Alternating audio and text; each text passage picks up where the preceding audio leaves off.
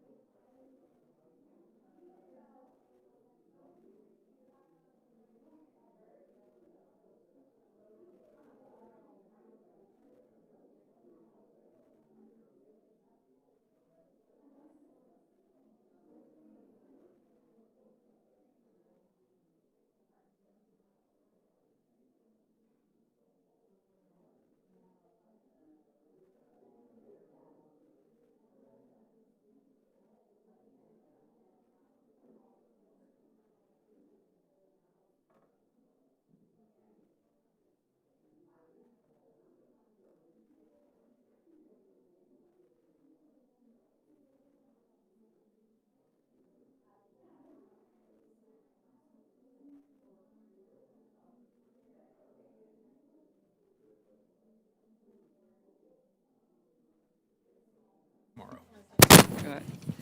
All right. Good morning. The committee will come to order. I am pleased to be chairing this hearing today to discuss entrepreneurship training opportunities for the incarcerated and formerly incarcerated. Our committee has a long-standing tradition of working in a bipartisan manner on behalf of America's 30 million small businesses. It is through this work that we strive to ensure programs at SBA are effective and seek ways to encourage entrepreneurship. Today, we have the opportunity to delve into an issue that has the potential to help people who have been traditionally locked out of the labor market. Let me begin by talking about our criminal justice system. The United States has one of the highest incarceration rates in the world. Despite having only 5% of the world's population, we have 25% of the world's inmates.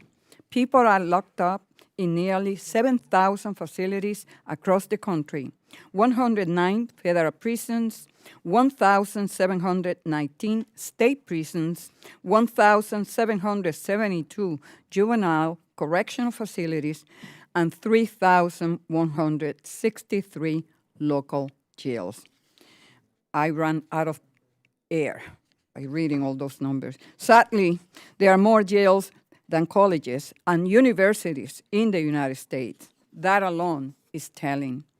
In our federal prison facilities today, nearly half of those in prison are serving time for nonviolent drug offenses, and it is expensive to put people behind bars. In fiscal year 2017, the average cost to incarcerate a federal inmate was $36,299 a year, or $99.45 a day, $9,900 with 45 cents a day. Congress took steps last year to enact legislation to reform our criminal justice system, and I'm proud supporter of the First Step Act, which gives nonviolent offenders a chance to re-enter society. While this legislation is a step in the right direction, the problem is overwhelming, and solutions must come from multiple sources. And that is why I'm holding this hearing today, so we can explore innovative ways to give returning citizens the support they need to rebuild their lives after their release from prison, and to work to break the destructive cycle of recidivism, which are tragically too high and are tearing apart too many communities across the country. After paying their debt to society, former inmates return to their communities with hopes and goals of starting fresh. In 2018, more than 37,000 incarcerated individuals were released from federal prisons, and more than 97% of the nation's 180,000 federal inmates will eventually be released. The recidivism statistics are sobering, showing that if we don't take steps now, nearly half of those released will be rearrested within 8 years. This is because returning citizens face steep challenges when faced with the often daunting task of reintegrating into society. Many lack education and skills needed to engage in a 21st century economy. Many struggle to find stable and affordable housing. And put simply, many employers do not want to hire them because of the stigma associated with serving time in prison. At the end, this serves no one. In fact, it leads to dim employment prospects, reduced earning potentials, and yes, it increases the rate of recidivism. So what can we here on this committee do to be a part of the solution to this crisis? We can start by looking at the role that entrepreneurship can play in helping formerly incarcerated individuals get back on track to pursue meaningful and healthy lives. Supporting these individuals also offers the potential to build wealth and create greater economic mobility. In the coming weeks, the committee plans to introduce several bills which will require SBA resource partners to provide counseling and training to individuals in prison and post-release. The in-prison services will be carried out by women's business centers and small business development centers. Federal prisoners will be eligible for intensive, in-depth classroom instruction combined with one-on-one mentoring. SCORE will be required to provide formerly incarcerated individuals with regular one-on-one mentoring, workshops, and online instruction specifically tailored to their unique needs. SBA resource partners with more than 1,000 centers located across the country are perfectly suited and very well positioned to carry out these services in federal prisons. Entrepreneurship is the stepping stone to new opportunity for individuals who are locked out of the labor market. Unlocking opportunities for the formerly incarcerated will empower and enable them to rebuild their lives, build wealth, and promote lasting economic growth. With that, I thank each of the witnesses for joining us today, and I look forward to your testimony. I now like to yield to the ranking member, Mr. Chabot, for his opening statement. Thank you, Madam Chair. The search for meaningful work upon release from prison can be a long and difficult journey, particularly for those who have been removed from society for an extended period of time. To overcome those challenges, many inmates acquire valuable skills and work experience through programs like Federal Prison Industries. I've worked with Federal Prison Industries for many, many years here, from vocational training opportunities and other educational courses. Today, we will be hearing from witnesses representing organizations that help individuals reenter society by developing their entrepreneurial spirit. Successful reentry programs utilize various strategies for preparing individuals to reenter society as productive citizens. I, like many of my colleagues here today on both sides of the aisle, believe strongly that these programs are not only beneficial to those individuals who will be reentering, but also to our society overall. We owe it to these returning individuals and to all of our fellow citizens to make sure that we are good stewards in this rehabilitation. As former President Bush noted in his 2004 State of the Union address, quote, "America is the land of second chances, and when the gates of prison open, the path ahead should lead to a better life," unquote. I think many of us look forward to the testimony of our panel today and learning more about their recommendations for alleviating barriers to entrepreneurship when they reenter society. I would note that I do have a school group that I have to take care of for a short period of time, so I'll be leaving, but then coming back and will be ably filled in by one of my colleagues. I believe Mr. Hearn will be filling in for me. And with that, I yield back. Thank you, Mr. Chabot. The gentleman yields back. And if committee members have an opening statement prepared, we would ask that they be submitted for the record. I would like to just take a minute to explain the timing rules. Each witness gets 5 minutes to testify, and the members get 5 minutes for questioning. There is a lighting system to assist you. The green light will be on when you begin, and the yellow light comes on when you have 1 minute remaining. The red light comes on when you are out of time, and we ask that you please stay within that time frame to the best of your ability. I will now like to introduce our witnesses.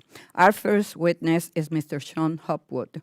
Mr. Hopwood is a distinguished lawyer and professor of law at Georgetown University. His research and teaching interests include criminal law and procedure, civil rights, and the constitutional rights of prisoners. He received a JD as a Gates Public Service Law Scholar from the University of Washington School of Law.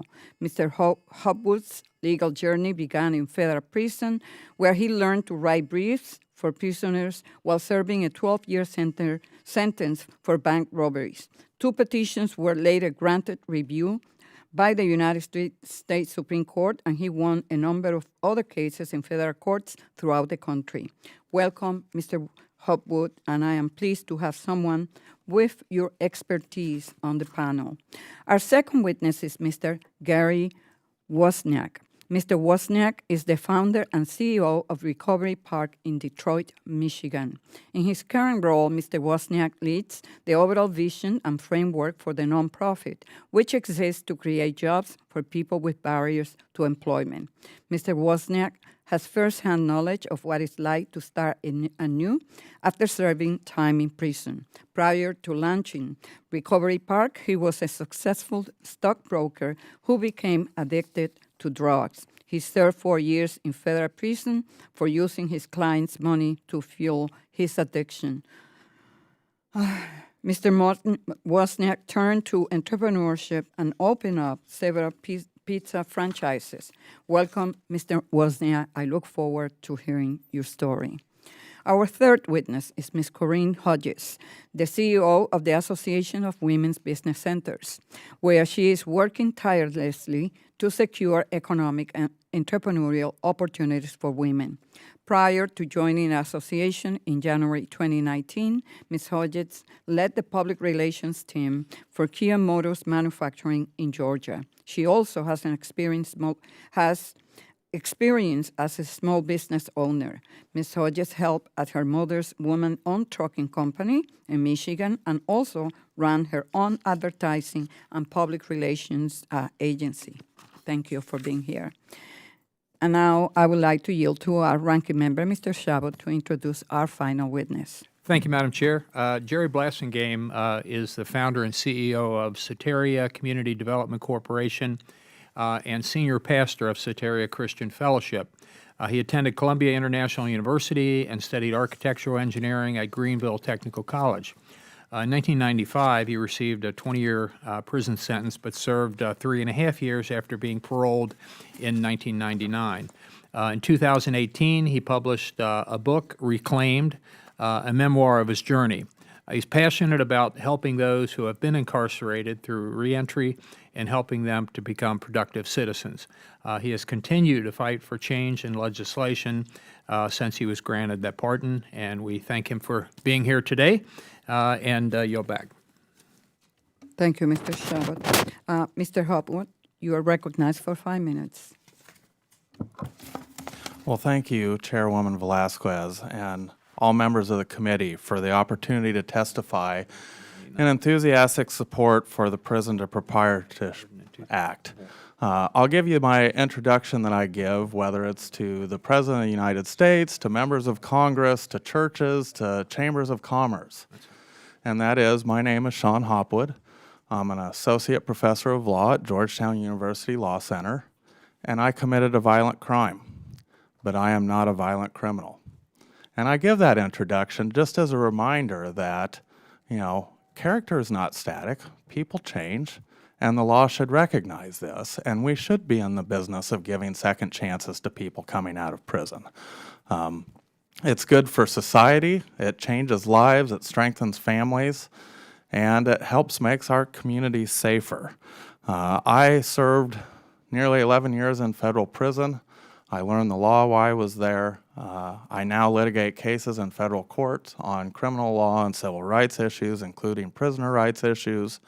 And I study the federal criminal justice system as a legal academic at Georgetown. And I was also very fortunate to work and advise members of Congress and the President on the First Step Act, which I want to congratulate all of you for helping to pass, because it has, why I say it's two things at once. On the one hand, it's still quite modest reform, but on the other hand, I think it's the best criminal justice reform bill to come out of Congress in my lifetime.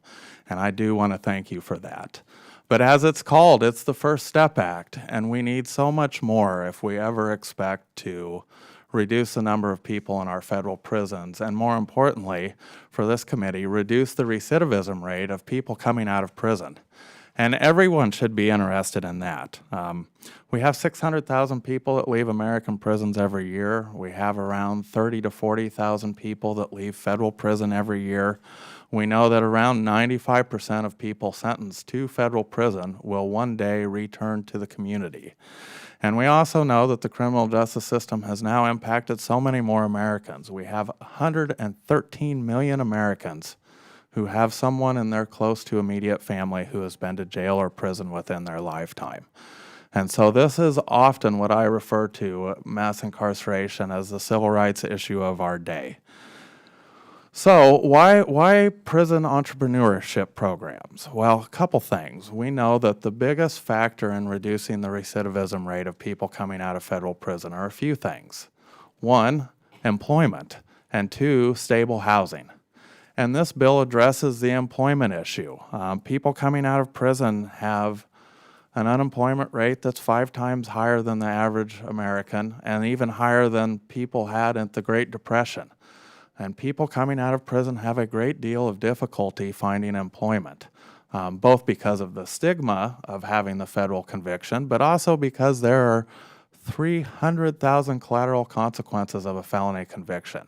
I thought that when I got out of prison, I had served my time and that I would get to move on and get a second chance in life until I realized that as someone with a felony conviction, you can be legally discriminated against in housing, employment, public benefits, voting rights, and just the little things like when parents of the children that my kids go to school with come and say, hey, can we send our kids over to your house? I get really nervous because I worry if they find out about my background, how that will impact whether or not they want to send their kids over to my house. And so very few people get a true second chance. It's one of the reasons why I'm not a great fan of the word returning citizen, because returning second-class citizen would be a more appropriate moniker for people coming out of prison. Given that we know that employment really reduces the recidivism rate, this bill really does that. It will help people. We have had very much success in Texas and other prison systems with prison entrepreneurship programs. In my written testimony, I talk about the story of Marcus Bullock, who served 8 years in Virginia prison and came out and started Flick Shop. He recently did a TEDx talk, and he is a good example of what can happen when people get entrepreneurship training in prison. For many people that come out, particularly those that have committed violent offenses and sex offenses, entrepreneurship is the only way for them to get gainful employment. And so because this bill will get at that particular problem, I encourage you to pass this into law. Thank you. Thank you, Mr. Hopwood. Mr. Wasner, you're next. Thank you. Good morning. Thank you, Chairwoman Velasquez, and to the entire committee for having me here today. I came to testify because I'm in full support as well of the legislation that you intend to pass. I started an enterprise called Recovery Park, and we're a social enterprise in the city of Detroit. And our mission is to create jobs for people with barriers to employment. So people coming out of prison, people coming out of drug treatment programs. Obviously, from the introduction that I got, it's a process that's near and dear to my heart because I did serve 3.5 years in federal prison from 1988 to 1991. And when I got out of prison, I spent 3 months actively looking for a job, and my last job interview was with Enterprise Car Rental, and they turned me down for a desk clerk job. I went home that night and I looked in the mirror and I said, I'm tired of people telling me no, and I had to do something different. And so I took my business skills that I developed as a stockbroker and I started looking at business opportunities. The easiest way for me to get into business from a capital standpoint was to go into a franchise operation, and so I opened up a Jets Pizza franchise. I don't think they're here in D.C., but I ended up owning 4 Jets Pizza stores, and that was really the launch of an entrepreneurial career for me. So since the 4 Jets Pizza stores, I've owned 7 total businesses. And when the meltdown happened in 2008, I closed my businesses down because several of them were financial institutions that were lending money to people that wanted to start businesses, and I couldn't borrow money cheap enough and get it out effectively in the marketplace. It was at that point that I went back to my roots of drug addiction to the treatment center that I went to in 1987, Share House, because they were struggling because of the meltdown, and I helped them reorganize financially. And that was where Recovery Park was born. So it was a way to create a social enterprise that could create jobs for the people that are coming out of the prison system in the state of Michigan and give them a leg up with a permanent job and benefits and wraparound services around housing and transportation so that they really had an opportunity to become successful citizens. The last 30 years owning these businesses has been a real eye-opening experience for me. because when I launched the businesses, I did not have access to training, and I did not have access to capital. I went to the people that were closest to me, my friends and family, to get access to capital. But even then, I couldn't get traditional lending. I couldn't get SBA support. I couldn't get any of the traditional lines that an entrepreneur or a business startup would go after. So the opportunities that you're talking about today, had I had an opportunity while I was in federal prison in Duluth, Minnesota, to become educated around how to run a business, how to start a business, how to access capital, and then when I got out of prison, actually had micro lending to come from the SBA or an SBA-supported institution, I think would have given me a real leg up. As Mr. Hopwood talked about, so he talked about the necessity of jobs when people come out of prison. It's a little anecdotal, but my work over the last 30 years with returning citizens, basically if somebody gets a job within their first 3 months of coming out of an institution, they are probably not going to go back and reoffend. If they can't find work within their first 6 months, there's a 30% chance that that person's going to reoffend.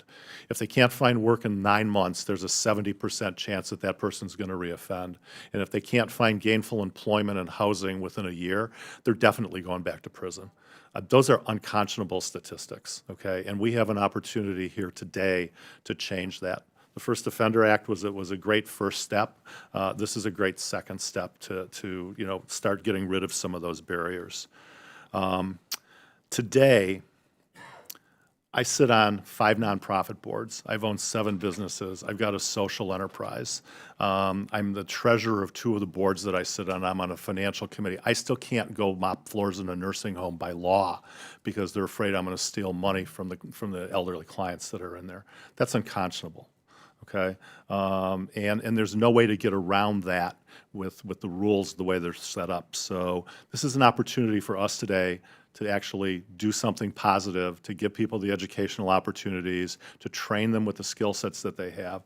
And I'm telling you that educationally, a lot of people in prison might not have the traditional learning, but I guarantee you there's a lot of people in prison that understand customer service, that understand cash flow management, that understand, supply and demand, that understand, the food chain of how a product gets into the marketplace. And if those skill sets can be channeled in a positive way and money applied to it, I think the world's their oyster. Thank you. Thank you, Mr. Wozniak. Ms. Hodges. You're recognized for 5 minutes. Chairwoman Velasquez, Ranking Member Shabbat, and distinguished members of the committee, good morning and thank you for convening today's hearing. My name is Corinne Hodges. I serve as the CEO of the Association of Women's Business Centers.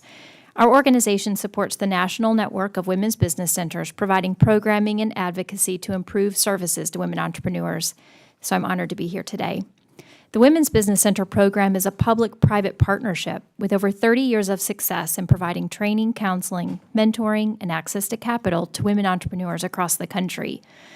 What began as 4 demonstration sites in 1988 is now a network of 114 centers with more than 150 locations nationwide, in no small part thanks to this committee's support. In that time, women business centers have served more than 2 million women entrepreneurs, leading to the creation and expansion of tens of thousands of new businesses and jobs. The Women's Business Center program continues to fulfill its congressional mandate of ensuring that women's entrepreneurial drive is fueled by adequate resources to keep the small business engine of the economy thriving. It is the only program statutorily dedicated to serving economically and socially disadvantaged women. All of our centers live up to this mandate, but a number of our centers take that mandate even further by bringing their services into the state and federal prison systems, both to men and women, and equip them with the training and knowledge needed to start their own business upon release from custody. Many more of our centers also offer specific training and resources to the formerly incarcerated who seek out business training after their release. The Missouri Women's Business Center Aspire Mo class provides an illuminating example of what can be accomplished when undertaking entrepreneurship training in prisons. Aspire Mo was launched in collaboration with the Missouri Department of Corrections Reentry Unit. It is a 20-week entrepreneurship course for felony offenders in the Women's Eastern Reception Diagnostic and Correctional Center, a state-run facility. The course focuses on all aspects of entrepreneurial training, such as financial literacy, use of credit cards and banking basics, formulating a business concept, and pitch development. They have also established systems with several of their bank partners to provide microloans that are not based on credit score or felony records. In addition, they utilize Kiva, a nonprofit that connects entrepreneurs to 0% interest loans and other crowdfunding platforms. The Women's Business Center at SNAP, located in Spokane, Washington, teaches financial literacy classes in both the county jail and the local state prison. In their experience with this population, they found a lack of credit history or poor credit as primary barriers to access to capital. In addition to business training, they encourage participants to visit microlenders for access to capital. They also teach clients about financial scams and predators in order to position them for success as entrepreneurs, avoiding disastrous credit terms and costly investments. There are additional examples of prison entrepreneurship training programs offered by women's business centers from California to Tennessee in the written testimony I've submitted for the record. Many women's business centers offer services specifically for the formerly incarcerated. The Women's Business Center of Northern Ohio, which operates locations in Cincinnati, Columbus, and Cleveland, recently participated in Reentry Week along with a number of community partners. They offered a full-day small business workshop for formerly incarcerated individuals looking to start their own business. The workshop included strategic business planning, marketing strategy and development, financial literacy, and legal steps for starting a new business. The Wisconsin Women's Business Initiative Corporation, WIBIC, partners with community organizations who serve returning citizens and lend to individuals with criminal records. Current WIBIC client and former inmate Ed Hennings served 20 years in prison and is now the owner of 3 businesses. He first sought the assistance of WIBIC by taking all of the business education courses they offered. He eventually received a small loan through WIBIC. He now runs a successful barber shop and salon in Milwaukee, and he was recently approved for a $65,000 loan for his trucking business. His story, among many others, is a testament to the success that the formerly incarcerated can achieve with proper business training, counseling, and access to capital. Clearly, entrepreneurship has the power to create pathways to success while reducing recidivism. We need legislation that amplifies the work that several of our women's business centers are already doing for the current and formerly incarcerated, and which allows us to build off that knowledge, expertise, and passion to take these services nationwide. We are confident that women's business centers and the Association of Women's Business Centers can be competent partners in that endeavor to help Americans returning home from incarceration overcome barriers to employment by utilizing their talent, skills, and ideas to start businesses that allow them to provide for themselves and their families. Thank you, Ms. Hodges. Mr. Blossingham, you're next. Thank you. Thank you so much, Chairwoman and ranking members. I really appreciate the opportunity to come here today to share my story. When I think about my story and people wonder, how can a college-educated person go to prison? My story doesn't start when me going to prison. It starts as a 5-year-old kid witnessing his mother getting murdered. And a lot of times we don't talk about the trauma that a lot of us who've been incarcerated face. While I was in prison, one of the things that really helped me was faith and knowing that people who cared about me came into prison. The faith community was there for me when no one else was there, and it got me to understand that when I got out, I needed to change my life. I ended up serving only 3.5 years of a 20-year prison sentence, and every day for 3.5 years, I wrote down the plan for what I'm doing now.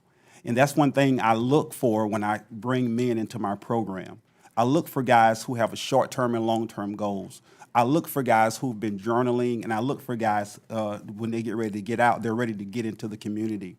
So one of the things that helped us, in 1999, when I was released, there was nothing, no services that was helping people to start business, especially with criminal backgrounds. So a young black man in the South trying to start businesses. So here I am with a nonprofit.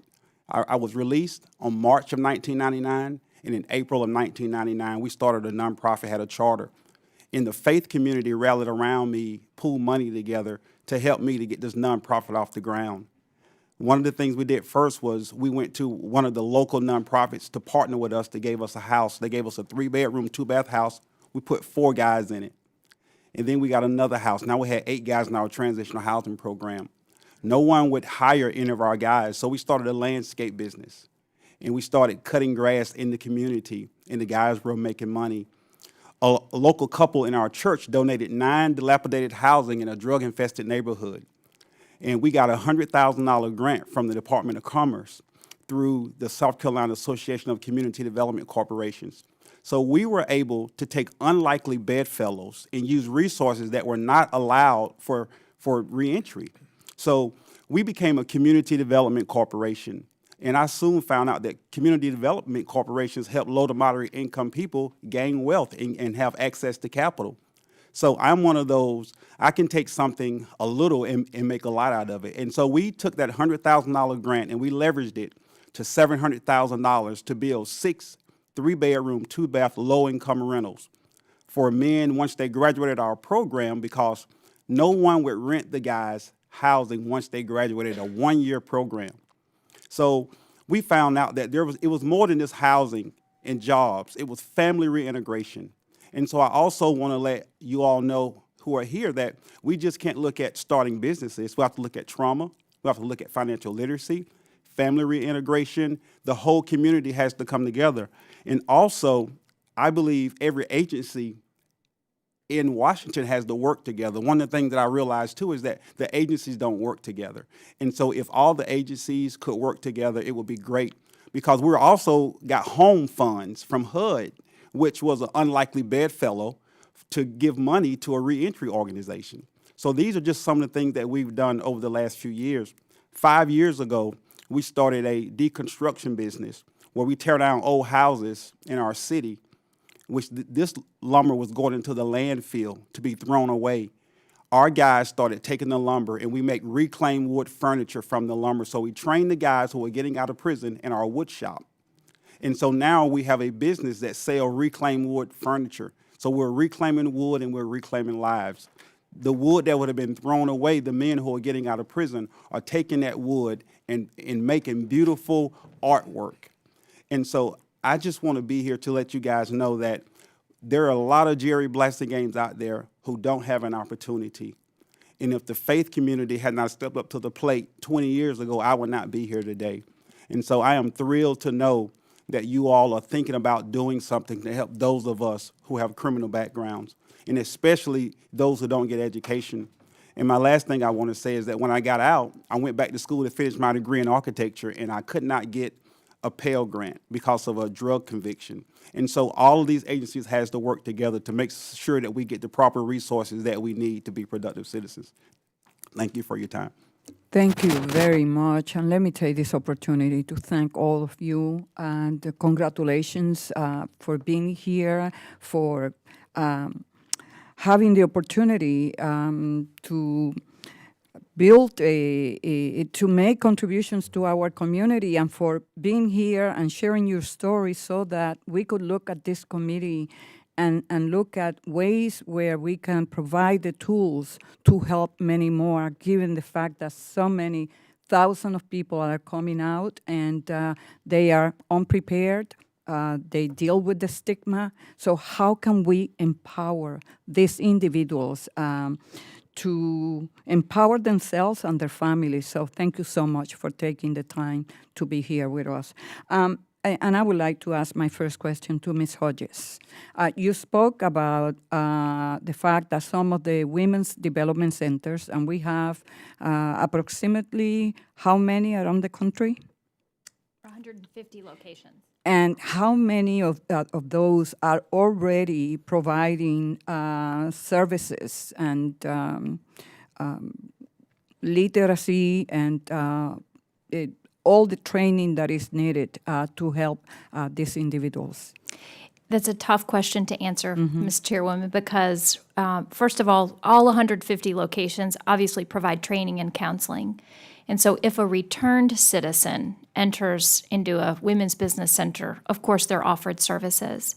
In terms of services inside the federal facilities, I don't know exactly the number. We're receiving anecdotes and reports from centers all across the country, but I don't have specific data to know specifically which ones do and which ones don't, which ones did this year and did last year. So many, based on the research and the data that we have, many incarcerated individuals lack basic literacy skills. So it will be important for participants in federal entrepreneurship training program to have a strong foundation in financial literacy. Based on the legislation that we're discussing today, do you feel that the elements are in the bill that will help address some of those issues? Yes, Madam Chairwoman, we feel that the bill is adequate and addresses through the comprehensive and intensive training, the access to capital, the financial literacy, the business plan development and pitching, all of the elements that have been incorporated successfully with results throughout the women's business centers. We also believe that the legislation that's been discussed is adequate in terms of the resources that it brings to the table, because without those resources, those women's business centers could not provide these services without sacrificing services to their existing clients. And I would also be remiss if I didn't thank this committee for their support in passing H.R. 4405, the Women's Business Center Improvement Act of 2019, which increases the authorization level for women's business centers. And also would have to highlight the efforts of Senator Cardin on this issue with his bill, the New START Act of 2019, which AWBC endorsed. Thank you. Mr. Hopwood and Mr. Wozniak, we have heard how veterans hire veterans because they understand the challenges, but also the training and expertise other veterans have upon returning home. Do the formerly incarcerated who launch their own businesses tend to hire other former inmates? Do you have any data or experience in that respect? So, good question. We hire almost exclusively people coming out of prison. In our 3.5-year project to date, we've hired 20 people. We track all of them. 19 of them are still employed. None have reoffended. None have gone back, violated probation or parole. We continue to provide support services to make sure that they're stable in the workforce throughout the first 3 years, because we feel 3 years is a good indicator. The $13 million greenhouse we're getting ready to build will employ another 30 people, and the majority of them will be coming out of the system as well. Thank you. Mr. Hope, yes. Chairwoman Velasquez, I don't have any data other than anecdotes, and when I see businesses run by people like Mr. Wozniak or other people that I know who are formerly incarcerated, they do tend to hire the formerly incarcerated. One of the people that works for my law firm, Joshua Boyer, is a person who I served time with in federal prison and then hired to work with me on litigation when he got out. Marcus Bullock, the example I gave before, the owner of Flick Shop, hires almost exclusively people who are coming out of prison. Mm-hmm. So most prison entrepreneurs hire people coming out of prison in part because they don't view them with the same stigma that your average American would. And can you explain or discuss the fact as to the importance of providing entrepreneurship training in prison? Yes, because there are several groups of people, particularly in the federal system, that are it's difficult for them to find employment. And the groups of people I'm thinking of are people that commit sex offenses, particularly possession of child pornography, which is a large segment of the federal prison population.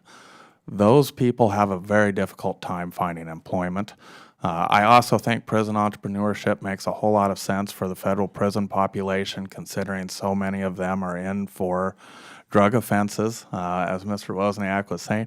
A lot of the people who committed drug offenses kind of have that hustle and that inner drive that matches up well with entrepreneurship. And I've seen a number of former federal drug offenders get out and go into that sort of work. Thank you. My time has expired, so now I recognize Mr. Hearn for ranking member of the Subcommittee on Economic Growth, Tax and Capital Access from Oklahoma for 5 minutes. Madam Chairwoman, thank you so much. It really is an honor to listen to you all. A lot of people would think that you want people to feel sorry for you, but that's not what it is at all. I mean, it's quite the opposite of that. They want you to be respected for serving your time and to get reacquainted with society for whatever those purposes might be. I will tell you, I've been a business owner for over 30-plus years, McDonald's restaurants, banking, all kinds of things. Probably one of the greatest things that's happened in recent years was banning the box on applications. I've spent a lot of time in this area. I'm probably guilty, like a lot of entrepreneurs and business owners out there, of saying you would be the employee of last choice.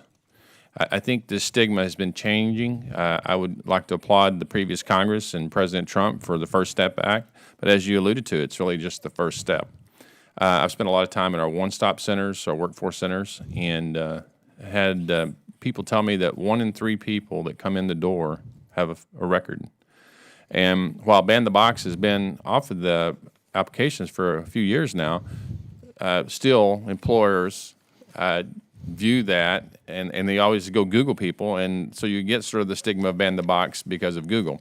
And so it's about training and educating and changing our workforce centers, and we're working with the state right now and the governor to actually put somebody in the one-stop centers to get people back to work, because we know that lowers the recidivism rates dramatically. And being from Oklahoma, where we have, if not close to the highest women incarcerated in the country, majority of that's for drugs.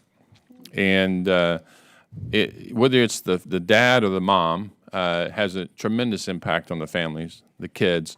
We have a lot of businesses. We take our dog to Muddy Paws, which is a entrepreneur that's hiring women to get them acquainted back to the workforce, and the entire place are women who have come out of prison. And I think all of our hearts have changed dramatically, not to be sympathetic, to be more understanding. And as we go forward here, is we can do more and more. There's a tremendous amount of workforce. I'm not sure what we're going to do with the issues of the sexual predators. I don't see that being anyone softening on those issues. But the other issues, whether it be for robbery, as you did your time for, or whether it be for drugs, or whether it be for, both of you all for drugs, you did your time, and I applaud you all for going back and never giving up. We have to protect that opportunity. We have incarceration terms for the purpose of paying back your debt to society for what you did and breaking laws. But you shouldn't have it held over your head for the rest of your lives. Obviously, there are certain jobs that you probably will be a long time before people that have been incarcerated can take. But as we look forward, and what I'd like to do, I'm the ranking member on the Subcommittee for Capital Access and Growth, huge entrepreneur, thoughts on the ideas. We've talked about employment. I'd like just in the remaining time to go through, and I'd like to start with Mr. Blasingame and just kind of work to our left. And I'm going to jump over you for just a second. But what programs out there? I know the SBA is sort of softening up the opportunity to get loans, the micro loans for people that have been incarcerated, but what are some of the other areas that you've seen a real detriment in trying to get help to start businesses?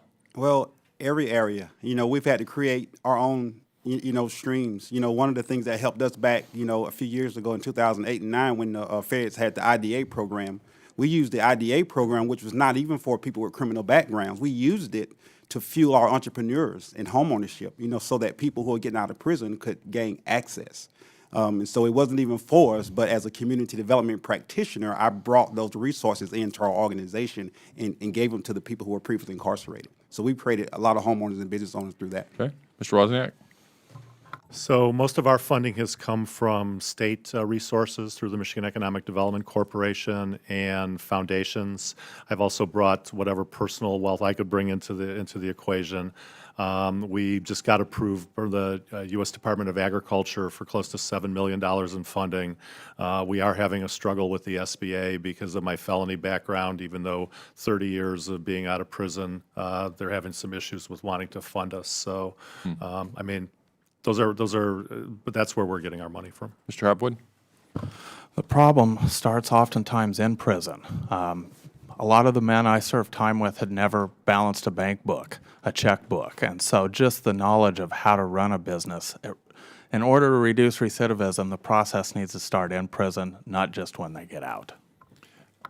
Madam Chairman, if I may, the Secretary DeVos went and recognized a prison in Oklahoma 2 months ago for a community college's involvement in doing the soft skills that, like you're talking about, and some won't be out for 2 or 3 years, but they had 40 or 50 folks showed up for that, so it was really great. And thank you so much for your time, and I yield back. Time has expired, and now we recognize the gentleman from Maine, Mr. Golden, Chairman of the Subcommittee on Contracting and Infrastructure, for 5 minutes. Thank you, Madam Chair. I just wanted to say real quickly, Mr. Hopwood, when you were talking about the issues of stigma surrounding this and how it can really, all of you spoke about, I think, really eloquently about some of the issues and focused in on employment and housing. Just maybe 2 weeks ago, I was visiting a transitional housing facility for veterans. And, Mr. Hopwood, you talked about how people change. I was talking to an individual who got out of the military, was struggling with post-traumatic stress, got into a fight, and hurt some people. And look, I was in the Marines. I served. We were taught to accept responsibility for our actions and then move on and become better people for it. But,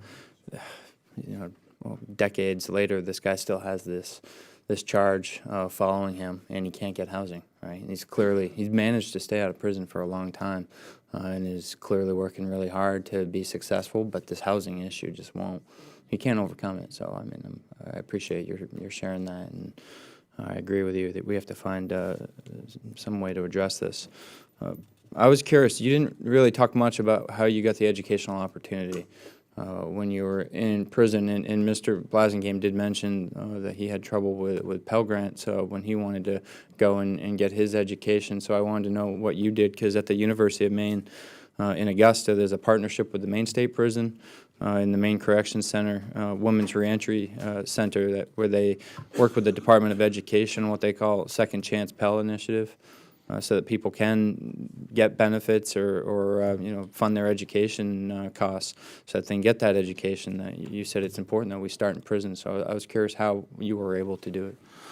Well, it was not due to the Federal Bureau of Prisons, I can tell you that.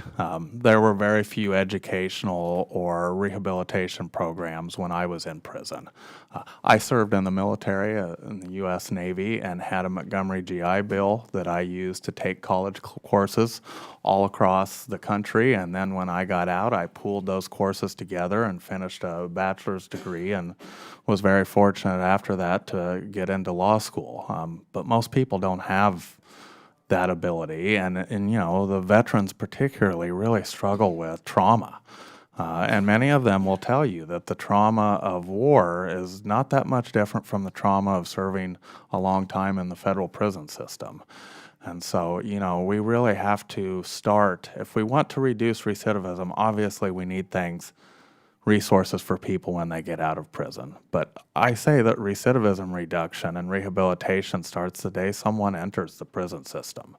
And all too often people waste years or decades just in prison, and we don't give them any programs, and then we kick them out with little to no job skills, and we expect a miracle to happen. And when it doesn't, we tend to say, oh, see, you were evil always to begin with, when really they just needed some chances. Well, I do want to point out, it sounds as though your GI Bill stuck with you, despite the fact that you had committed a crime. Yes. So there's a policy difference right there between GI Bill and how we treat veterans who do find themselves in trouble with the law, and other people when it comes to other federal education programs. So it's just something for us to think about. But I wanted to ask any of you, if you wanted to talk about it, do you see any opportunity for any of the SBA entrepreneurial development programs like SBDCs or others to work within the prison system to build on educational opportunities like Second Chance, Pell? Would your programs be potentially more successful, Ms. Hodges? I'm kind of thinking of yours if it were tied in hand with educational opportunities. I certainly think that's an interesting idea. The more partnerships that we forge throughout all of our services, whether it's in a facility or out, we know that makes the results and the outcomes more successful. So I would welcome the opportunity to really begin to research that more formally and to engage with the Office of Entrepreneurial Development on that topic. Certainly, there are already some examples of those partnerships in place, and I know with the small business development centers, and I partner over here, T. Rowe, his offices are already on campuses, and in some cases, our women's business centers are as well. And so forging those partnerships would be natural, it would be easy, but working more formally with the Office of Entrepreneurial Development, I think could really put some wind in our sails. Thank you, Madam Chair. I yield back. Gentleman yields back. The gentleman from Tennessee, Mr. Burchett, is recognized for 5 minutes. Thank you, Chair Lady. It's Burchett, birch like the tree, and et like I just ate breakfast. So I just remind you of that. And I want to commend our Chair Lady. The first week we were here, I was reading, I saw on the internet where there was a jail in her district where they, unbelievably, it was cold up there. I live in Tennessee, and it gets down to 32 degrees and get a quarter inch of snow, and we close the schools. But it was really cold where she is, and there was a jail, and the power was off, and the people were, and I felt compelled to bring that to the committee's attention then, and I feel compelled now because I think it's, it's easy and it's cool to beat up on people that are in jail, but eventually, I believe 95% of them are going to get out, and we got to do something about it. And we need to, my background's technological adult education, and we've got to do something. The trades are where it's at, it seems to me, and that's a perfect thing. And of course, I've skipped all over. I didn't read what my staff prepared for me. I don't know what I pay them for, Chair Lady. I don't ever follow what they got. Maybe that's where we need to start this deficit. No, I'm just kidding. Y'all don't get nervous. But anyway, I'll just go through my thing there, and I apologize. It's the Southern Baptist in me. I got to preaching. Just don't let us near your offering plate. That's all I got to say. But thank you all, Madam Chair, and again, I appreciate you for holding this important hearing, and thank you all for being here. It's an incredibly important issue, and I believe we need to work on it more. Just earlier this month, I wrote a letter in support of a prison workforce program in Claiborne County. It's a small area, rural folks, just hardworking country people. They're unbelievably cool people, and it works out to about 3% of the district I represent, but I try to spend as much time up there as I can. And ultimately, I want to make sure that individuals who are incarcerated, ready for a fresh start, they get a new beginning. They have all the opportunity to do so. And my question, Mr. Blassingame, I believe I said that right. If not, I apologize. You make a point in your testimony about government grants being hard to manage, and the people who need them never seem to receive them. Could you elaborate a little bit on that and how we can make sure this isn't the case anymore? Sure. So there's a lot of reporting and a lot of staffing that's needed when it comes to government and managing government grants. A lot of small grassroots organizations do not have the capacity to manage. And then when the money comes down, we have to hire consultants to manage the grants for us, and the money that needs to go to programming goes to people, to pay them. So it's just a catch-22. So I would like to see more of us get training on the ground. I'm a self-taught person. I love to read, and so I taught myself to write grants. I've taught myself business, and so I'm an anomaly. I was one of those, but everybody's not a Jerry Blassingame. So I would love to see more people get training, even training while they are incarcerated, on how to manage grants and how to do business. Yeah, I would. A simple bookkeeping class might be in order. I've suggested that in the past, and it fell on deaf ears. Maybe something like that, some basic skills that you'll need to learn in the business community would be good, I would think. Yes. Mr. Wozniak, you mentioned coupling education opportunities with SCORE mentorship programs. Would specifically teaching individuals how to start a business work? Did me.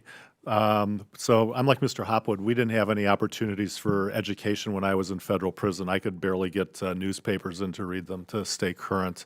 Had I had the opportunity to take Business 101 while I was in prison, how to read a balance sheet, how to do a P&L, how to do cash flow management, and then had access to funding and then had access to mentoring through a SCORE system, I wouldn't have even bothered to look for a job. I would have had a business model already lined up and had some seed capital to get into it. So yes, it would make a very big difference. All right. I just want to thank y'all for being here and have the courage to be here to talk about what's going on. Hopefully we can rewrite some of this in the future. And Chair Lady, again, I commend you on your noble stand. I know it maybe doesn't help you politically, but I think God likes it. He talks about the least amongst us, and It's the right thing to it's do. the right thing to do, Chair Lady. The Thank you so gentleman much. yields back. Thank you. And now we recognize Ms. Chu from California, Chairwoman of the Subcommittee on Investigations, Oversight, and Regulations, for 5 minutes. Thank you. And Mr. Hopwood, Mr. Wozniak, and Mr. Blassingame, your stories are so compelling. And Mr. Hopwood, I remember watching you on 60 Minutes, telling your story, and it was just so incredibly important for people in America to understand what this process of rebuilding your lives is all about. And so let me ask you, Mr. Hopwood, my home state of California has taken several steps in recent years to extend higher education opportunities to incarcerated people. And the state now enrolls thousands of students in full credit degree building college courses in 34 of its 35 prisons. As you cite in your testimony, the RAND Corporation has found that correctional education programs are correlated with a 43% reduction in recidivism. So how do you think that public colleges and universities can promote employment and entrepreneur opportunities for incarcerated and returning citizens? How can they make a difference? Well, so many of the best reentry stories I've seen involve community. And one of the communities that's very safe for people coming out of prison are colleges and universities, where people go and they feel like they are getting a fresh chance at life. And I think those programs have had success because people coming out of prison get the education they maybe never had and the chance that they maybe never had while in prison. Those programs you mentioned reduce recidivism, and what often you hear is, well, why would we give these free programs to people who broke the law? But that is so short-sighted when you think about spending a little bit of money on education in prison and entrepreneurship in prison saves a whole lot of money on the back end when that person does not commit a new offense, does not re-victimize someone, and we don't have to pay for the re-prosecution and re-incarceration. So spending a little bit of money on the front end to make us safer and save a bunch of money on the back end, I call that good government. And we just have to quit being so short-sighted when it comes to trying to use rehabilitation programs. And between the First Step Act and some of the things that this Congress is doing now, I'm hopeful that people in federal prison today will have the opportunities that Mr. Wozniak and I did not have. And then there's the release upon prison, from prison. What type of barriers do recently incarcerated people face as they leverage their training into full-time employment or entrepreneurship? Well, somebody mentioned how difficult it is to get employment with the Google age. And yes, we have these policies that say ban the box, but people don't have to do deep background checks anymore. Even if the box is banned, someone does a Google search and finds out that someone has been convicted of a felony. It's really difficult to sway that person and convince that person to give them a second chance.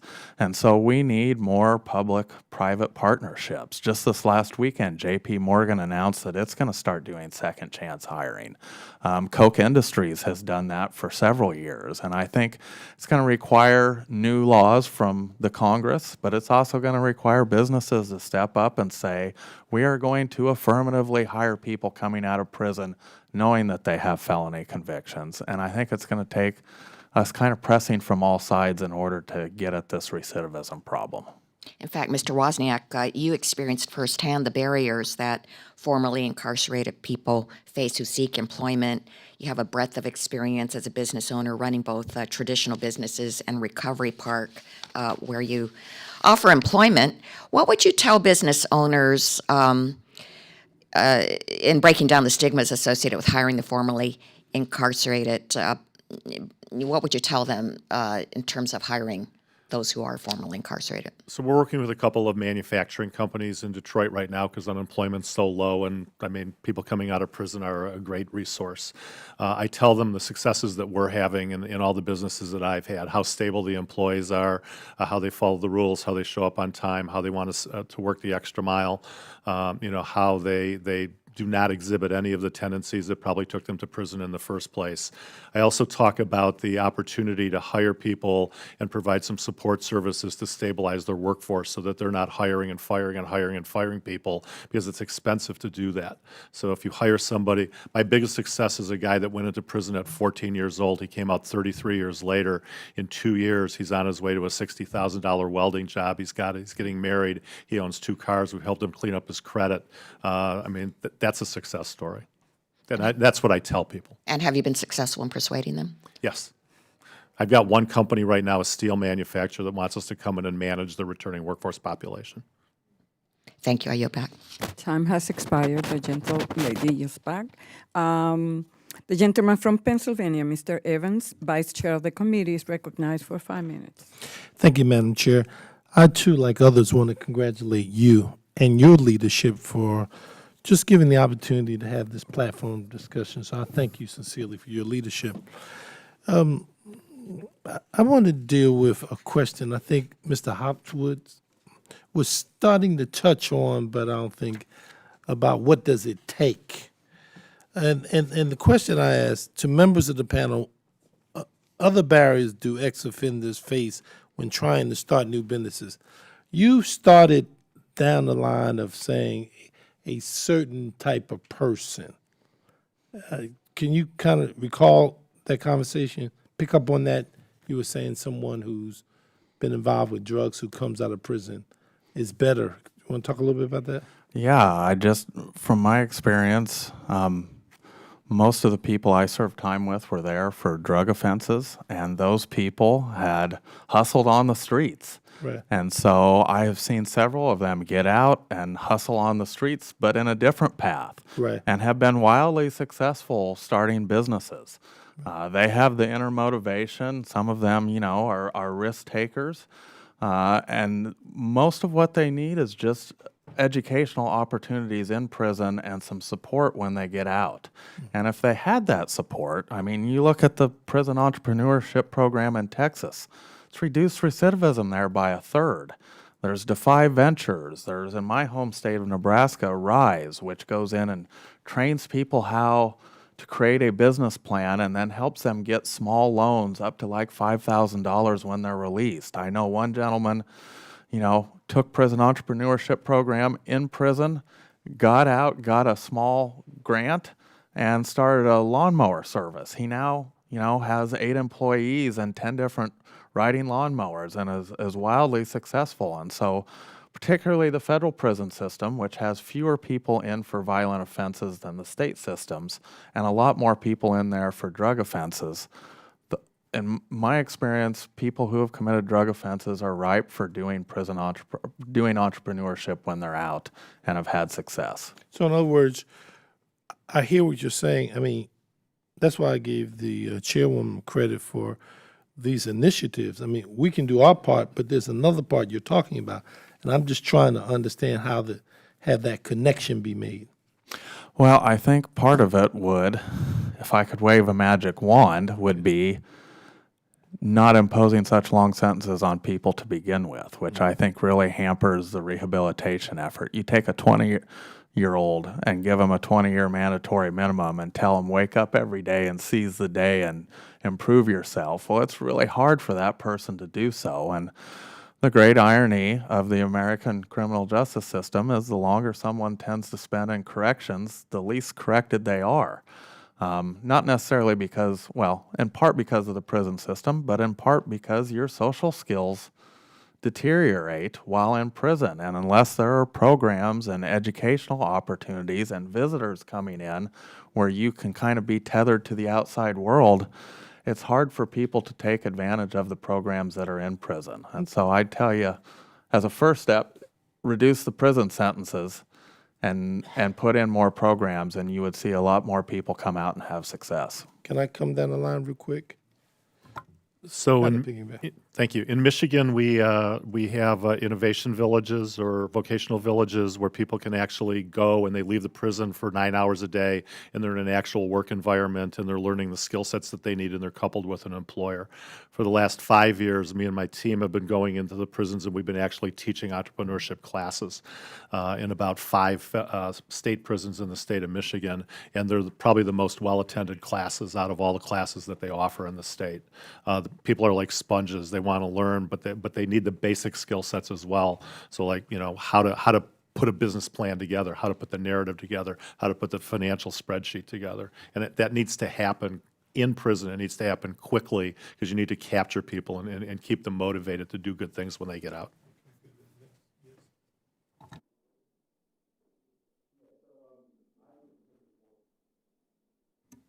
I went to prison for selling drugs while I was in college, and so I had about 8 people in my community working for me. So when I got out, I took $100,000 and leveraged the $700,000 to build an affordable housing project. And so you are exactly right that those of us who have been in the drug dealing business, we have a business acumen.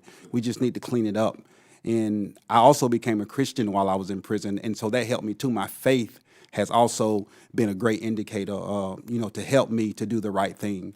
I love getting guys who have been in prison for dealing drugs and put them in our business. I have a guy right now who just got out from a federal prison, and he came right out, and he became part of my leadership team because of his leadership ability that he had while a gang member on the street. Thank you. You're back, boss. Thank you, Madam Chair. Gentleman yields back, and now we recognize the gentleman from Texas, Mr. Vesey. Oh, 5 minutes. Madam Chair, thank you very much, and this is really great. I wish that more people could be able to just hear these stories because they really are wonderful, and just talks about a situation that we really do need to figure out a way how to address head on, because like you say, most people, 95% of the prison population will be coming back into society, and so how they fit back into society, be able to earn a living, and some of those, I think, factors are very complicated too. Like, how are you able to actually earn a good living to be able to pay car note, any sort of back child support that you may have? I mean, there are lots of different issues that go out there. It's not as easy as just being able to go and work at a minimum wage job at a fast food restaurant and think that that's going to supply like all of your needs to be able to function back into society. So I just want to thank all of you. Mr. Wozniak, one of the things that I missed in your testimony, and you may have talked about it, but I didn't catch it. When you started the pizza franchises, how did you get the capital or the money to start? Because I know most franchises cost at least $10,000 to $20,000. A more well-known franchise could cost well into the hundreds of thousands of dollars. So I needed to raise a couple $100,000 to get into the franchise because I had a multi-store contract. I actually don't have a problem asking people for money because if I don't ask, they can't tell me no. And I went to some of the people that I actually stole money from to support my drug addiction. So some of my former clients and my relatives. And a number of them told me no, but some of them said yes. And they got paid back. So, that's how it started. What sort of advice would you give to people that are coming out of prison, people that may be from more, what's the correct word, marginalized communities, for instance, that may not have access to those types of friends that you had, if they wanted to come out of prison and start their own business? Because, that's I talk to a lot of people that don't have, and people that live in my district that don't have a criminal background record, that would like capital to start up a business, would like to be able to have the relationships needed to go into a bank and get money and what have you, but they can't do it. And it's a huge source of frustration. And so I was just wondering, what sort of advice would you have for people that are coming out that need access to this type of capital? So my advice would be, if the access to capital that you need is too great, maybe you need to just downsize your initial business and figure out how to leverage the resources that you do have. All of my businesses have been in the city of Detroit. It's a really challenged city.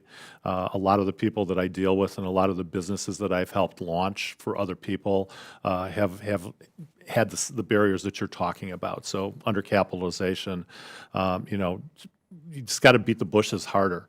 You just got to look for programs that are available and figure out how to take 5,000 here and 6,000 there and 10,000 from somewhere else and piece it together and then leverage it like Mr. Blessingame did with his CDC. Right, exactly. And also, just don't give up. I mean, the biggest reason that most people fail at getting into business is they give up. They start listening to the noise around them. It's the 85% of the people that tell them, don't take the risks. You're going to fall flat on your face. You're going to make mistakes. Oh, you were a prisoner. Nobody's going to want you in your community. I don't listen to any of that noise. And any successful entrepreneur can't. Mr. Hopwood, I think it was you, or it may have been Mr. Wozniak, that said something that was interesting about socialization. Because your socialization in prison is completely different than socialization on the outside. And I know a successful business owner in Dallas that told me that they had hired a lot of people that had been formerly incarcerated, and coming to work on time, honesty, those sorts of things really weren't a problem. But it really was the soft skills that was a huge issue, because you don't necessarily resolve problems in prison the same way that you would in the outside world. Do you just want to touch on that, and do you think that there are enough efforts in that area to help people? Do you think that that is the biggest problem, or? I think that's one of the biggest. There aren't enough programs in the federal prison system. A hopeful first step will change that. But when you have conflict in the prison system, there's no de-escalation.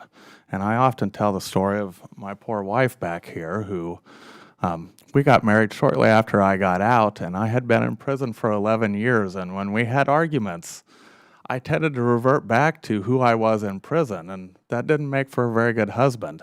And it doesn't make for, good coworkers when people get out. And so we do have to do a better job of helping people with social skills on the inside. And we've got to get more Americans to go in and teach classes in prison, and offer, their wisdom and guidance to the people inside. Yeah, thank you very much. God bless all of you. Madam Chair, thank you very much.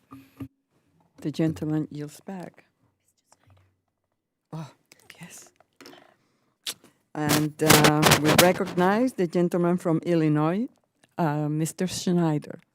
Thank you, Madam Chairman, and thank you for having this hearing. And I want to thank the witnesses for courageously sharing your stories and for doing what you do, for being out there.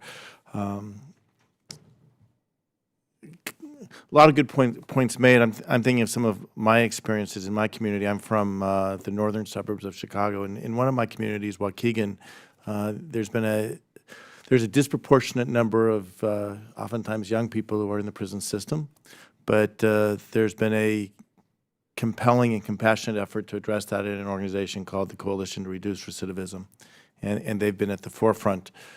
And I've had the chance to attend many of their meetings. It would be a longtime supporter of the organization. And in those meetings, I've had the chance to meet some of the people who are returning citizens and hearing their stories. And I bring that up because it's hearing those stories that is so important to understanding not just the challenges our returning citizens face, but the justice part of justice system we need to provide to make sure that these people have the chance to succeed and be a part of our communities.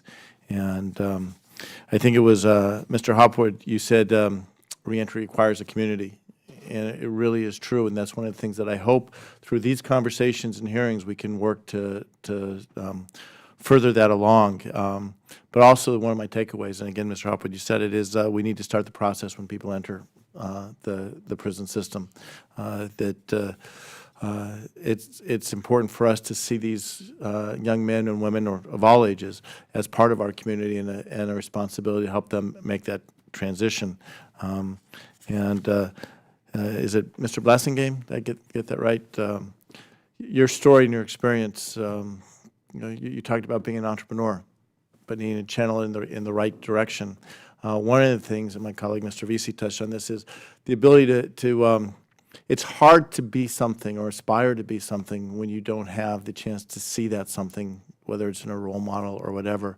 And so the need for mentoring, whether it's through SCORE programs or the other programs in prisons, is a piece of the things that we have to do. But it's incumbent upon us as members of Congress to open our eyes and be willing to get out of our comfort zones. For me, the first time I had someone talk to me about ban the box, and coming from the financial services industry, I said, whoa, I need that box to know. He's like, well, no, you can ask it later, and at least give the chance to have the interview. Give us a chance to tell the story. And having been an entrepreneur and understanding the importance of that, I appreciate being your own boss, making your own destiny. But again, Mr. Hopwood, you talked about scrappiness. And I think that's a piece of being an entrepreneur. In my district in Chicago area, I had a chance to meet with a guy named Tom Decker. He's got a company called Chicago Green Insulation. And what they're doing is installing insulation, mostly in basements, but that is part of this move towards green technology, green energy. But what he's found is that it's a skill set that he can teach pretty quickly to people coming out of prison, and they can learn the skill. And he's hired a number of formerly incarcerated individuals. And what he's also found is that these people, as you mentioned, Mr. Wozniak, these people show up on time. They do their work. But the soft skills are something we have to do, and he's working on that. I guess my broad question for the whole panel, and anyone can jump in, is, not just the entrepreneurs, the returning citizens who are becoming entrepreneurs, but the small businesses who want to reach out and hire returning citizens. What more can we do to help them? Are there programs we can put in place to help those companies that say, hey, give these people a chance, let them learn the skills, give them the space to make their mistakes and grow, and maybe grow some entrepreneurs along the way?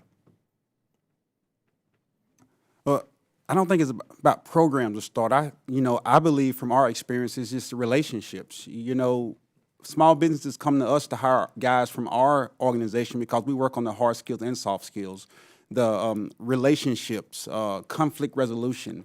That's something that somebody mentioned about, being in prison, there's a lot of conflict. That's the thing that I've had most problems with the guys in our transitional houses, how to resolve conflict. Because if you can't resolve conflict, you can't keep a job. So that's one of the things that we work on a daily basis in our program, and our one-year program is resolving conflict. And when we talk to small businesses about that, they want to be able to hire people who can resolve conflict because they'll stay on the job longer. Absolutely. Mr. Wozniak? I think the biggest thing the federal government can do is actually start issuing contracts to companies that hire returning citizens and start talking about the success that they're having. Federal government tends not to do that. I know we're doing it in the state of Michigan. They ban the box, and they actually hire people coming directly out of prison. Great. And as you said, not just do it and support the companies that do it, but celebrate and absolutely. We have communication tools at our disposal. We can work to get the message out. My time is up, but again, I want to thank all of the panelists for being here, and in particular the chairwoman. Thank you for having this hearing. Thank you. I yield back. Thank you. The gentleman yields back. Well, let me take this opportunity to thank all the witnesses for taking time out of their schedule to be here with us today. Definitely, your testimonies were compelling. Your stories are truly inspirational. I cannot recall a more moving hearing that we have conducted throughout my 27 years serving in this committee. Thank you so much. I really appreciate it. Through hard work and perseverance, you were able to overcome the barriers that reentry and lead successful lives. I commend each and every one of you for your commitment to criminal justice reform. And I would also like to thank Ms. Hodges for her willingness to testify today and to share her expertise. And of course, we recognize the presence of T. Rowe, the director of the Small Business Development Centers Network. In closing, we had a chance to learn more about the challenges facing formerly incarcerated individuals and how entrepreneurship can give them a second chance upon re-entering society. I look forward to working with you as well as my colleagues on the committee to advance legislation that will provide the incarcerated and formerly incarcerated with the entrepreneurship training services needed to launch and grow a small business. And before we close, I ask unanimous consent to enter into the record testimony submitted by Representative Hakeem Jeffries from New York. Without objection, so ordered. I ask unanimous consent that members have 5 legislative days to submit statements and supporting materials for the record. Without objection, so ordered. And if there is no further business to come before the committee, we are adjourned. Thank you.